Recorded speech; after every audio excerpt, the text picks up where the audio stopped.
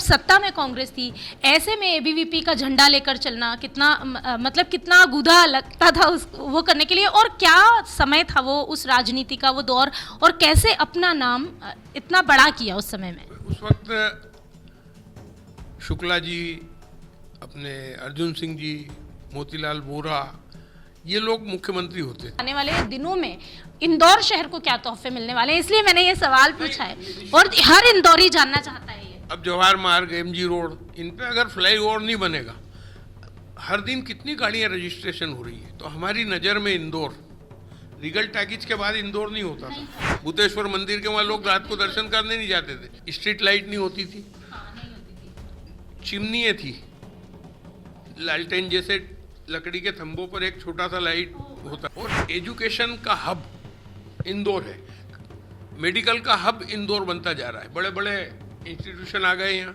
बड़े बड़े हॉस्पिटल की यूनिटें यहाँ पर आ गई, अपोलो आ गया, कोकिलाबेन आ गया, बॉम्बे हॉस्पिटल है, तो मेडिकल और एजुकेशन का बड़ा हब ये बन गया। तो भारतीय जनता पार्टी से मुसलमान वोटर भी भागता नहीं था, लेकिन आज ऐसा माना जाता है कि बीजेपी जो है वो कट्टर हिंदूवादी पार्टी बनकर सामने आई है। भारतीय जनता पार्टी की जड़ में भारतीय जनसंघ है, और भारतीय जनसंघ का बैक पीछे से कोई अगर श्रेय है तो राष्ट्रीय स्वयंसेवक संघ है। तो मोदी जी रिटायर होंगे तो भाजपा का नया चेहरा कौन होगा? कुल मिला के रिटायरमेंट सार्वजनिक जीवन में मेरा व्यक्तिगत मानना है, सरकारी नौकरी में 60-65 में रिटायर्ड हो जाए वो अपनी जगह, वो सरकारी नियम है। कांग्रेस कई तरह के आरोप लगाती है बीजेपी पे, जो एसआईआर की प्रक्रिया शुरू। एसआईआर जो है ये पहली बार नहीं हो रहा है, अभी पहली बार नहीं हो रहा है। भारतीय जनता पार्टी की सरकार में, पीवर भारतीय जनता पार्टी की सरकार में पहली बार हुआ है। नमस्कार, मेरा नाम है कनुप्रिया सत्तन और आप देख रहे हैं राष्ट्रीय जनभावना। हम अक्सर ही आपको ऐसी शख्सियत से मिलवाते हैं जिन्होंने कुछ ऐसा किया हो जो वाकई तारीफ के काबिल है, या फिर कोई ऐसी शख्सियत जिनका राजनीति में, कला में कोई बड़ा योगदान रहा हो। आज अगर मैं आपसे कहूं कि मैं एक ऐसी शख्सियत को मिलवा रही हूं जिनका राजनीति में बड़ा योगदान है, तो ये बहुत छोटी बात है, क्योंकि किसी भी पार्टी के साथ जुड़कर राजनीति करना तो बहुत ही छोटी सी बात आज के ज़माने में हो गई है। लेकिन मैं आपसे कहूंगी कि मेरे साथ इस वक्त स्टूडियो में एक ऐसी शख्सियत मौजूद है जिनके बारे में हम खुद सुनकर बड़े हुए हैं, जिनकी दोस्ती के किस्से, कॉलेज के ज़माने की बातें सुनकर हम बड़े हुए हैं, और राजनीति में रहने के बावजूद भी जिनके पास, अगर जिन्हें मैं जय कहूँ तो उनके पास एक सच्चा वीरू है। जी हाँ, बिल्कुल, मैं बात कर रही हूँ भारतीय जनता पार्टी के उस नेता की जिनके कंधों पर इस उम्र में भी कई जिम्मेदारियां हैं, सिर्फ इसलिए क्योंकि जब जब उन्हें जो जो जिम्मेदारियां मिली उन्होंने बखूबी निभाई। चाहे वो पार्टी के कार्यकर्ताओं को जोड़ के रखने की जिम्मेदारी हो, इंदौर के नगर अध्यक्ष बनकर उस जगह को समेटकर उसे सुंदर बनाने की जिम्मेदारी हो, या फिर अगर हम बात करें इंदौर विधानसभा 3 की, जो काफ़ी टेढ़ा क्षेत्र माना जाता है, उसके विधायक बनकर वहां पर उस जगह को एक नई ऊर्जा देने की जिम्मेदारी। तो मेरे साथ आज मौजूद है, मुझे लगता है कि इंदौरी तो कम से कम समझ गए होंगे कि मैं किसकी बात कर रही हूँ। मेरे साथ मौजूद हैं भारतीय जनता पार्टी के एक वरिष्ठ नेता गोपी कृष्ण नेमा जी। आपका बहुत बहुत स्वागत है। धन्यवाद। गोपी जी, मैं सबसे पहले आपसे जब इस इंटरव्यू की शुरुआत करूंगी तो सबसे पहला मेरा सवाल है कि जब आपने अपने करियर की शुरुआत की तो एबीवीपी के साथ की थी। उस समय कॉलेज में चुनाव हुआ करते थे और राजनीति एक अलग ही दर्जे की होती थी, और अब एक अलग दर्जे की है। क्या अंतर है? उस वक्त की जो राजनीति होती थी, हम विरोधी दल के लोग थे, पंचायत से पार्लियामेंट तक कांग्रेस होती थी, और हम विरोधी दल के छात्र नेता के रूप में जाने जाते थे। यहाँ भी महेश जोशी और बड़े बड़े कांग्रेस के लोग छात्र राजनीति में इन्वॉल्व होते थे। उनके सामने हम लोग छोटे छोटे भारतीय जनता पार्टी के कार्यकर्ता के रूप में काम करते थे, और उनसे मुकाबला करके हम विजय हासिल करते थे। यूनिवर्सिटी में, कॉलेजों में हमारे ग्रुप के लोग जीतते थे, और हम यूनिवर्सिटी तक की पॉलिटिक्स करते थे। मतलब हमसे उस वक्त भी कांग्रेस खौफ खाती थी ये कह सकते हैं अपन इंदौर में। बिल्कुल, ये एक बहुत ही ये सवाल तो मैं वैसे भी सोच कर आई थी कि आपसे पूछूंगी कि जब गढ़ कांग्रेस का था, जब सत्ता में कांग्रेस थी, ऐसे में एबीवीपी का झंडा लेकर चलना कितना मतलब कितना गुदा लगता था उस वो करने के लिए, और क्या समय था वो उस राजनीति का वो दौर, और कैसे अपना नाम इतना बड़ा किया उस समय में। उस वक्त शुक्ला जी, अपने अर्जुन सिंह जी, मोतीलाल वोरा, ये लोग मुख्यमंत्री होते थे, इनके समर्थक यहाँ पर होते थे। प्रकाश चंद सेठी मुख्यमंत्री थे इस मध्य प्रदेश के। जब इमरजेंसी लगी तो हम लोग उस वक्त मीसा में बंद हुए। हम लोग उनके प्रभाव में, दबाव में नहीं आते थे, लेकिन अगर लोग हमारे पे विश्वास करते थे तो सिर्फ हमारे और हमारे कार्यकर्ताओं की वर्किंग पे, भारतीय जनता पार्टी की आइडियोलॉजी पे, जो हमारी विचारधारा थी हम उसको लेके साथ में चलते थे और लोगों की मदद करते थे, उनके काम करते थे, तो लोगों का हम पे विश्वास था और हमारे उम्मीदवार उस वक्त जीतते थे। जो हम यूनिवर्सिटी तक परचम फहराया हमने, जेल गए, जेल से आने के बाद फिर चुनाव हुए, फिर हम और हमारी सरकार जीती। पर उस वक्त जनता पार्टी का दौर चालू हो गया था। जनता पार्टी के बाद 80 में जब भारतीय जनता पार्टी का गठन हुआ तो भारतीय जनता पार्टी इस मध्य प्रदेश पे काबिज हुई। लेकिन अभी लगातार ऊपर से नीचे तक भारतीय जनता पार्टी है, पर अब यूथ विंग में, विद्यार्थियों में दोनों दलों की पकड़ खत्म जैसी हो रही है। उसका कारण सिर्फ ये है कि पहले एक प्रत्यक्ष चुनाव होते थे कॉलेजों में, जैसे गुजराती कॉलेज, 5000 विद्यार्थी चुनाव में वोट दे के एक अध्यक्ष चुनते थे, तो एक अपने आप में छोटा मिनी चुनाव हो जाता था ये। और मतदाता को अपने वोट की वैल्यू मालूम होती थी कि मेरा वोट किसको दिया जाए, क्यों दिया जाए और मेरा वोट का उपयोग क्या है। अब मेरिट बेस पे चुनाव होने लगे, जिसको ज़्यादा नंबर है उसे अध्यक्ष बना दो, मेरिट जो आया उसे अध्यक्ष बना दो। तो वो पढ़ने वाला बेचारा पढ़ेगा या राजनीति करेगा, यही कन्फ्यूजन में उसका ये एक सवाल तो है ही, लेकिन साथ ही साथ जैसे भी आपने कहा कि अब ऊपर ही डिसाइड हो जाता है, तो पहले जनता चुनती थी, है ना, जो चेहरे, हाँ जो चेहरे, बिल्कुल, और वहीं से तय होता था कि इसकी लोकप्रियता ज़्यादा है तो इससे आगे बढ़ना चाहिए। कहीं ना कहीं ऐसा लगता है क्या कि जो नई राजनीति है उसने मैनेजमेंट सीख लिया है, वो एमबीए करके आई है नई राजनीति। एमबीए तो नहीं, मतलब मेरिट वाले बच्चे पॉलिटिक्स में आएंगे वो संभव नहीं है। वो उनके कैरियर की तरफ देखते कि मेरा कैरियर क्या होगा। नहीं, मेरा कहने का मतलब है कि राजनीति ने खुद ही एमबीए कर लिया है, मतलब राजनीति खुद ही अब मैनेजमेंट से चल रही है, चाहे पैसों का मैनेजमेंट का है, नेताओं का मैनेजमेंट। वो समय परिस्थिति के हिसाब से परिवर्तन अपने आप होता है। लेकिन कांग्रेस की भोपाल सरकार और चित्रकांत जायसवाल उनके शिक्षा मंत्री थे, वो ये वो दौर था जब मध्य प्रदेश में मैक्सिमम कॉलेजों में विरोधी दल के लोग जीते थे। विद्यार्थी परिषद और तमाम विद्यार्थी जो थे वो जनसंघ बीजेपी समर्थित लोग जीत गए। तो उनको लगा कि ये छात्रों की यूनिट पूरी उधर चली जाएगी, तो उन्होंने इस इलेक्शन को ही बंद कर दिया, जो आज तक नहीं खुले। फिर ये सरकार का डर।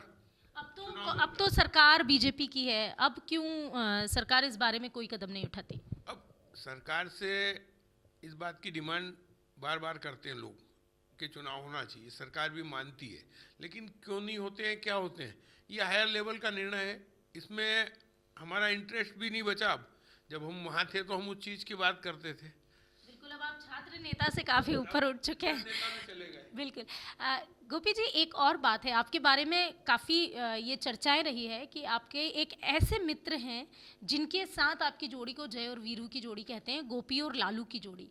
कैसे राजनीति में आप लोगों ने अपनी दोस्ती को बरकरार रखा, कैसे आज आपकी दोस्ती है और कहाँ से शुरुआत हुई थी इसकी? देखो, दोस्ती शब्द अपने आप में, इसको अगर उलट दिया जाए तो सेक्रीफाइस को दोस्ती किया जा सकता है। एक दूसरे के प्रति समर्पण और एक दूसरे पे फेथ ही आपकी लंबे समय चलने वाली बात है। और दोनों की अगर महत्वाकांक्षाएं होगी तो वो संभव नहीं है। सार्वजनिक जीवन में लालू ने कभी भाग नहीं लिया कि वो पार्षद बन जाए, विधायक का चुनाव लड़े या पार्टी में, लेकिन हमारे साथ रहे। तो एक दूसरे के प्रति सेक्रीफाइस करते हुए, समर्पण करते हुए, एक दूसरे पे विश्वास करते हुए हम चल रहे हैं, अभी तक चल रही है हमारी दोस्ती, कोई परेशानी नहीं। और और ये राजनीतिक जीवन में ऐसा बहुत मुश्किल होता है ना कि लोगों की कोई इच्छाएं ना हो, मतलब ये दोस्ती का भी एक डेडिकेशन है, ये कैसे बरकरार रहा आप दोनों? देखो, कुल मिला के मैं विधायक बना तो लोगों की, वो स्वयं अपने आप को विधायक समझने लग जाता है, उसमें उसको आनंद आता है। ये एक भाव होता है, मैं और हम वाला भाव होता है। मैं नहीं, मैं हम हो जाते हैं, तो वो हम जो रहता है वो लंबे समय चलता है। गोपी जी, ये तो आपकी और आपकी दोस्ती से जुड़ी बात हुई, लेकिन जब हम बात करते हैं आज के शहर की, क्योंकि आज अगर देखा जाए तो भारतीय जनता पार्टी ही है हर जगह, लेकिन जो शहर की हालत है, जगह जगह गड्ढे हैं, और पुष्यमित्र भार्गव पर बार बार जो जनता है वो आरोप लगाती है कि महापौर जो हैं वो सुनते नहीं हैं या वो समझ नहीं पा रहे हैं शहर की नब्ज को।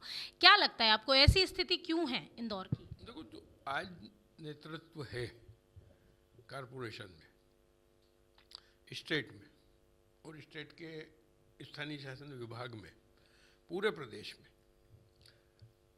आने वाले 10-20 साल 25 साल आगे तक की सोच के शहर का निर्माण कर रहा है।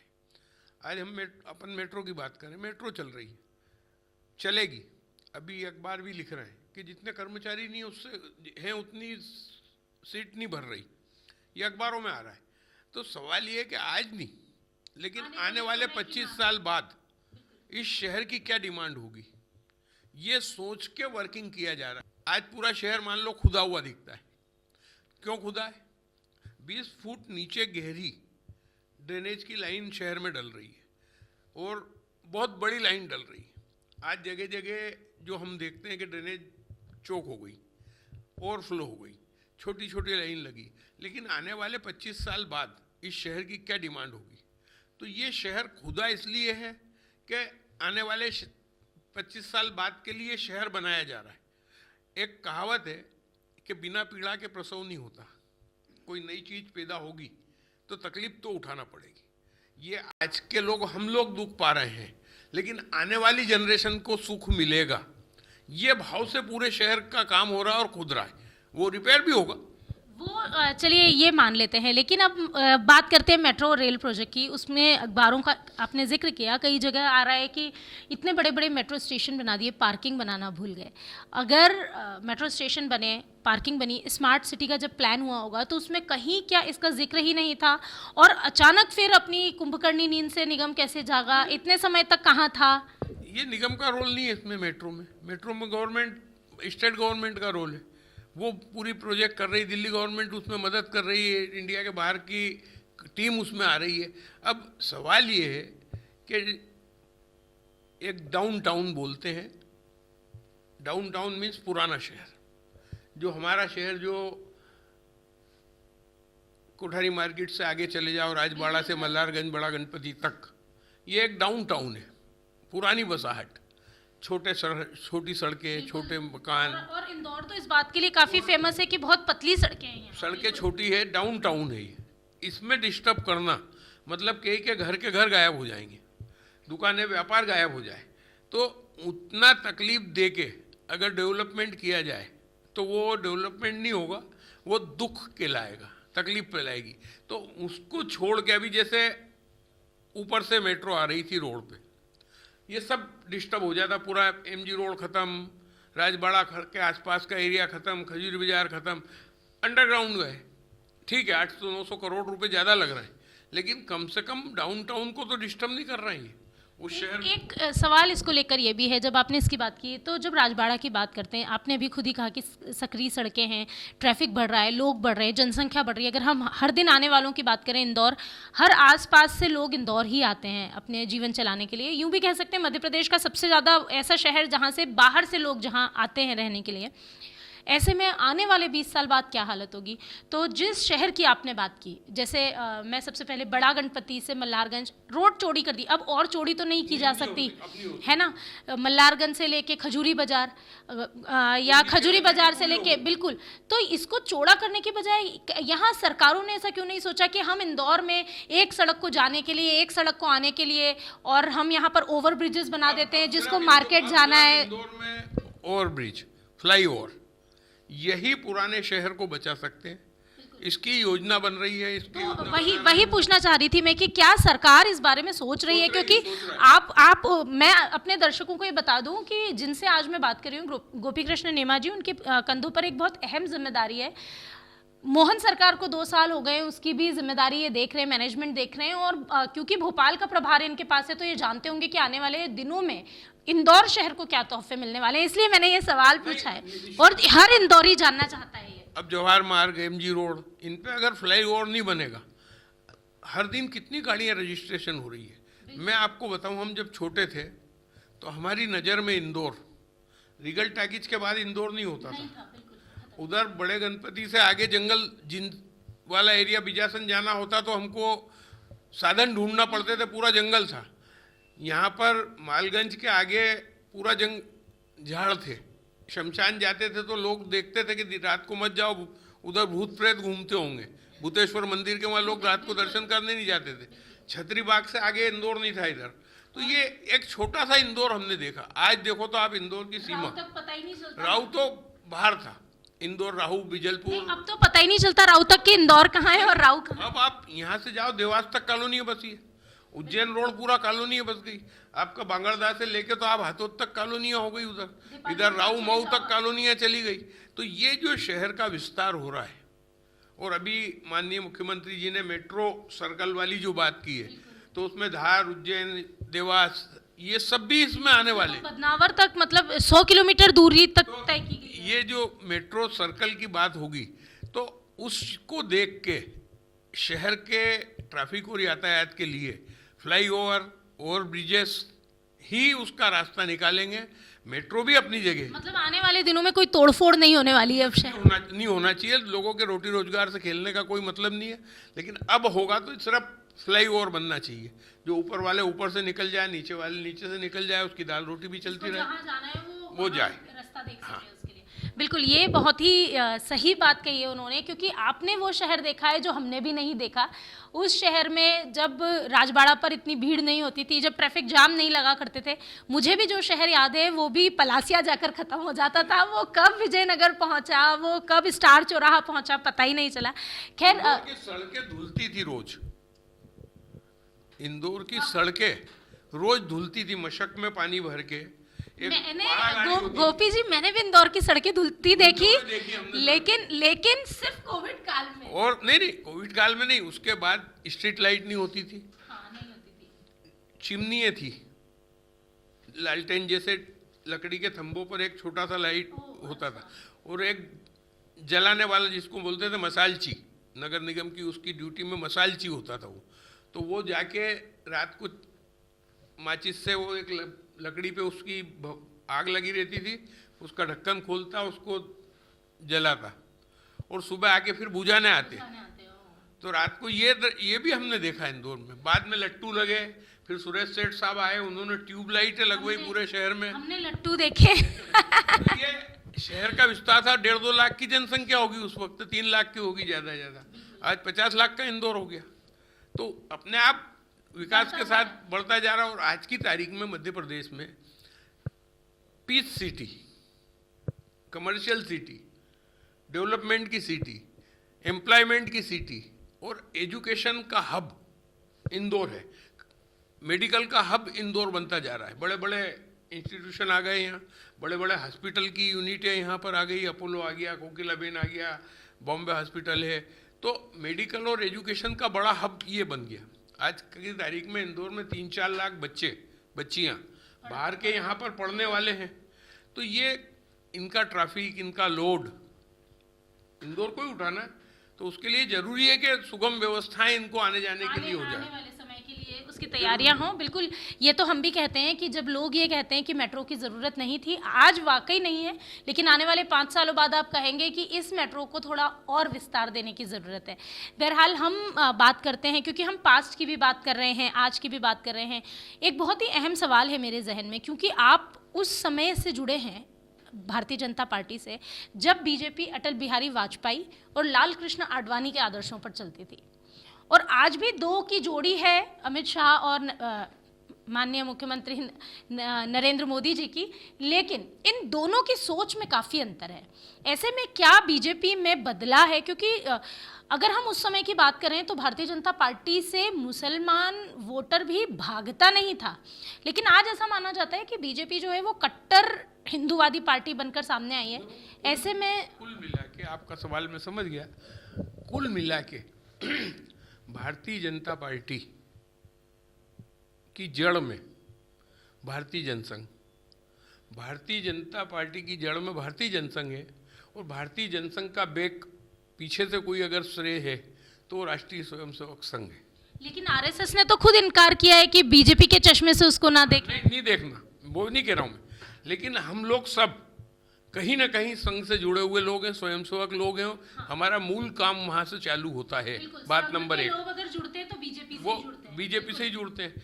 तो हमारे अंदर जो सोच है वो संघ की सोच है। बात नंबर 1, इस देश को बचाना, और मोदी जी और अमित शाह जी, ये दोनों, अटल अडवाणी जी का समय पूरा हुआ, लेकिन आज जो ये दोनों की जोड़ी है, ये उसी सपने को साकार करने में लगी हुई है जो पंडित दीनदयाल उपाध्याय ने बताया, डॉक्टर श्यामा प्रसाद मुखर्जी ने बताया, या संघ का जो एजेंडा कोई जमाने में था वो ये पूरा कर रहे हैं। उदाहरण सुनो आप, धारा 370, हम छोटे थे जब से ये नारा लगाते थे कि जहाँ बलिदान हुए मुखर्जी वो कश्मीर हमारा है। ये नारे हम लगाते थे।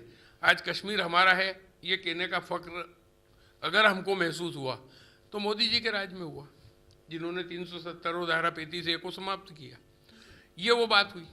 इसलिए इस देश के लिए, इस देश की अस्मिता के लिए जो भारतीय जनता पार्टी कर रही है या ये लोग कर रहे हैं, आज अंत्योदय की एक योजना पंडित दीनदयाल उपाध्याय ने दी कि समाज के अंतिम व्यक्ति का उद्धार होना चाहिए, उसके पेट में रोटी होना चाहिए, उसके घर पर प्रकाश होना चाहिए और उसके हाथ को काम होना चाहिए। ये अंत्योदय का सिद्धांत पंडित दीनदयाल उपाध्याय ने हमको बताया। आज मोदी जी अगर 5 किलो अनाज फ्री दे रहे हैं गरीब को, तो ये समाज के अंतिम व्यक्ति के उद्धार की बात है ना। आज आयुष्मान योजना में आपको रोजगार बीमारी का इलाज मिल रहा है, तो ये अंत्योदय का है ना, गरीब आदमी के लिए। तो अंत्योदय को आधुनिकीकरण में करके मोदी जी और योगी जी अंत्योदय का काम कर रहे हैं। मोदी जी और योगी जी ने धारा 370 हटा के कश्मीर को अगर भारत का अभिन्न अंग बताया, तो ये हमारा वो एजेंडा जहाँ बलिदान मुखर्जी हुए थे, या संघ की सोच, वो अपने आप में लागू हो रही है। ये भारतीय जनता पार्टी का एजेंडा है। राम जी का मंदिर, 500 साल 700 साल की लड़ाई, हाँ, और एक नारा चलता था कि मंदिर वहीं बनाएंगे। मंदिर बनाएंगे, कब बनाएंगे ये नहीं बताते थे लोग, और लोग हंसते थे हम पे कि मंदिर के नाम पे। हाँ, राहुल गांधी ने कहा था मंदिर बनाएंगे पर तारीख नहीं बताएंगे।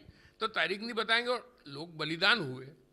लेकिन आज जाके जब वो सपना साकार हुआ, जहाँ तक मुस्लिम वाली बात है, तो अगर 3 तलाक का कानून सरकार लाती है तो वो मुस्लिम बहनों के सम्मान के लिए है।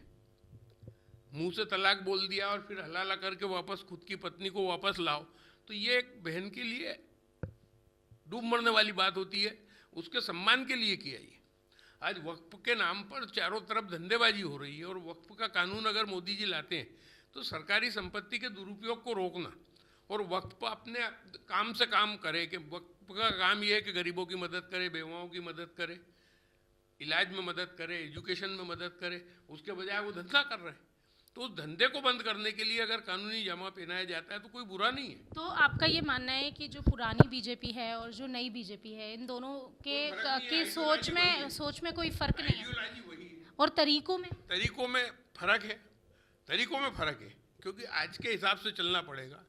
पहले कोई जमाने में मोहल्ले में एक फोन होता था, लैंडलाइन, सबके यहाँ फोन नहीं होते थे, और रात को 2-2 बजे जाके आवाज़ लगाना पड़ती थी कि आपका फ़ोन आया है, मेरे घर पे आ जाओ। या वो उज्जैन से फ़ोन आएगा, ट्रंक कॉल आ रहा है। उज्जैन से ट्रंक कॉल होते थे, डायरेक्ट उज्जैन नहीं बात कर सकते थे, बम्बई से ट्रंक कॉल होते थे। वो दौर भी था। फिर STD आई, लोगों के घरों में फ़ोन आए, और आज मोबाइल पर हम बैठे बैठे अमेरिका बात कर सकते हैं। अपने जेब में से मोबाइल निकालो, अमेरिका का वेदर देख लो, इंटरनेट पर सब जानकारी ले लो। तो बदलते हुए समय में जो व्यवस्थाएं बदली है, तो अटल अडवाणी के युग की बात करें और आज मोदी अमित शाह के युग की बात करें, तो ये जो टेक्नोलॉजी बदली, व्यवस्थाएं बदली, उस बदलती व्यवस्था में पुराना काम ये लोग कर रहे हैं, इसलिए कोई चेंज नहीं है। चलिए, चेंज नहीं है। मोदी और योगी की आपने बात की थी, लेकिन इन दोनों को नाम बदलने का बहुत शौक है। हाल ही में मनरेगा का नाम बदला और योगी जी ने तो अपने कई शहरों के ही नाम बदल डाले। देखो, नाम बदले क्यों, ये भी सुनो आप। जब हमारे देश में आतताई आए, सोमनाथ का मंदिर तोड़ा, काशी का मंदिर तोड़ा और वहाँ पर मस्जिद बनाई, तो इस देश का सनातनी इतिहास, अगर भोपाल का नाम मुस्लिम है, इंदौर का नाम इंदौर है, ये अहिल्याबाई की टाइम से है, इसलिए कोई तकलीफ नहीं। लेकिन अगर इसका नाम इस्लामाबाद हो जाता तो क्या करते हैं? अभी फिर इंदौर करना पड़ता ना, मैं अहिल्या को वापस। और मनरेगा का नाम, मनरेगा का नाम बदला वो अपनी जगह, लेकिन जो अभी जी राम जी आई है, ये उससे ज़्यादा अच्छी है, ज़्यादा काम देगी और ज़्यादा लोगों को सुरक्षा देगी, रोजगार देगी और ज़्यादा फैसिलिटी देगी। तो उस योजना को पूरा बंद करके नई योजना बना के लाए ये। मनरेगा का नाम नहीं बदला, मनरेगा अपनी जगह समाप्त हो गई, ये समझ के चलो आप। ये जी राम जी नहीं आई, अपडेट कर दिया गया है, अपडेट कर दिया, उसको नए रूप में लिया है। ये चलता है ना, पहले पिक्चर देखने के लिए टाकीज में लाइन लगाना। अच्छा, मोदी जी ने कहा था कि टीवी पे देख लो आप, सब पिक्चरें देखने को आ रही है। बिल्कुल बिल्कुल, नरेंद्र मोदी जी ने एक बार ये कहा था कि 72 के बाद हर नेता को रिटायर हो जाना चाहिए, नए व्यक्ति को मौका देने की जरूरत है। तो मोदी जी रिटायर होंगे तो भाजपा का नया चेहरा कौन होगा? कुल मिला के रिटायरमेंट सार्वजनिक जीवन में, मेरा व्यक्तिगत मानना है, सरकारी नौकरी में 60-65 में रिटायर्ड हो जाए वो अपनी जगह, वो सरकारी नियम है।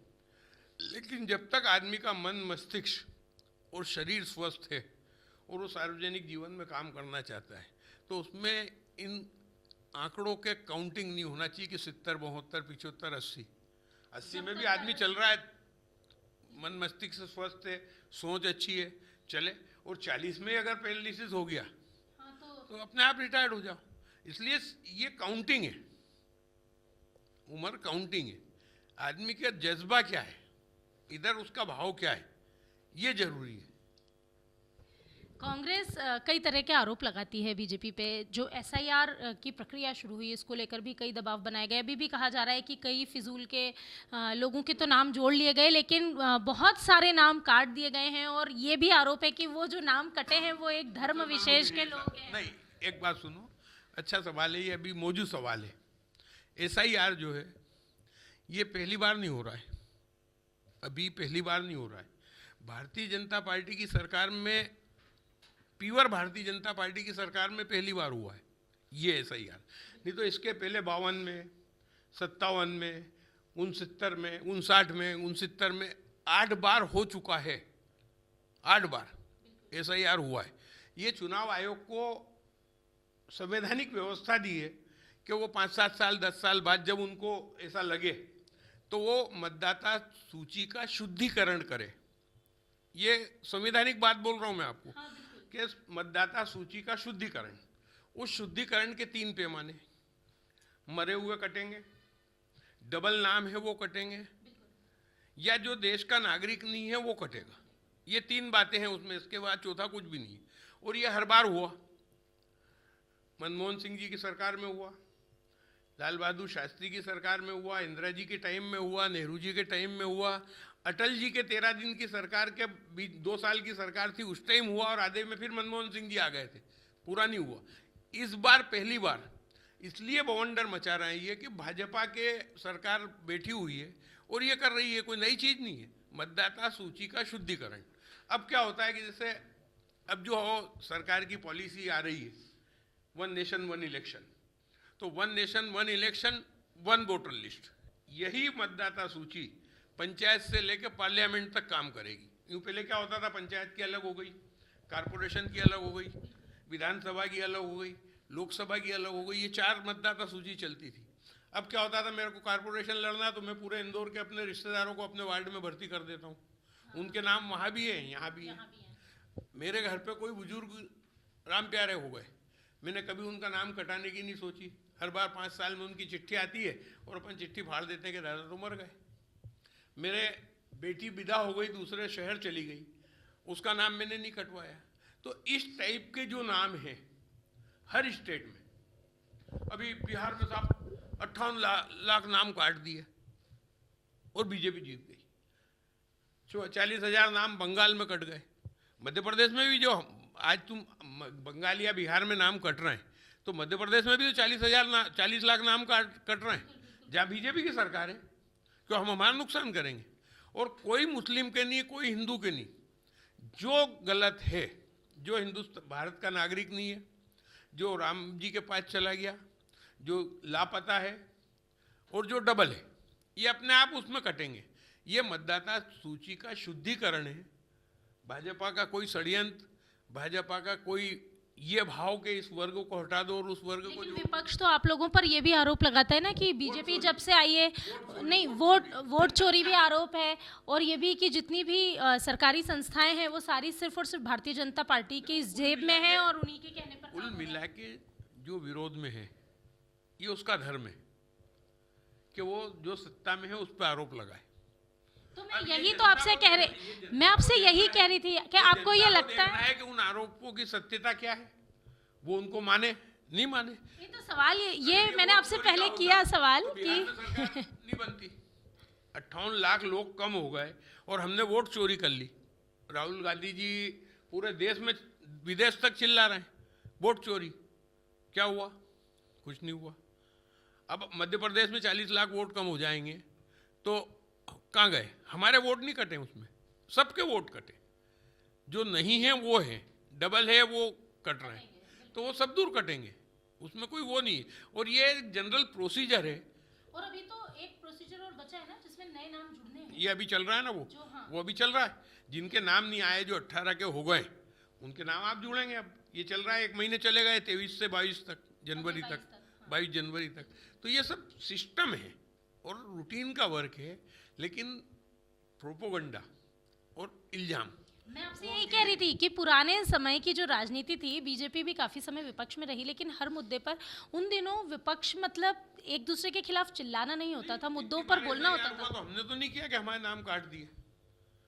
इतनी बार हुआ ऐसा ही यार, हमने तो ये नहीं कहा कि नाम काट दिए। अब पहली बार नाम कट रहा है, नाम कट रहे हैं, तो ये पहली बार थोड़ी हो रहा है। राहुल गांधी जी के नाना जी ने भी किया, पिताजी ने भी किया, उनकी दादी ने किया, सबने किया। तो ये होता है, प्रोसीजर है, संवैधानिक व्यवस्था है, इसलिए ये प्रोपोगंडे का काम नहीं है। बीजेपी भी कोई प्रोपोगंडा बनाती है? कहाँ बना है? अभी तो हम सरकार में नहीं रहेंगे और ये गलती करेंगे। लोग कहते हैं कि बीजेपी के जो कार्यकर्ता हैं वो काफ़ी अनुशासित हैं, और मैं आपसे ये सवाल, ये मेरा आखिरी सवाल भी है कि आपको काफ़ी बार ये जिम्मेदारी दी गई कि जो रूठ गए कार्यकर्ता उनको मना लो। चुनाव के दौरान कार्यकर्ताओं का रूठना भी बहुत आम है, तो वो क्या वजह है कि बीजेपी का जो कार्यकर्ता है उसके लिए हमेशा ये कहा जाता है कि वो संगठित रहता है, अनुशासित रहता है, और उन्हें अनुशासित रखने के लिए जो सीनियर लीडर्स हैं आपके जैसे, वो क्या मेहनत करते हैं?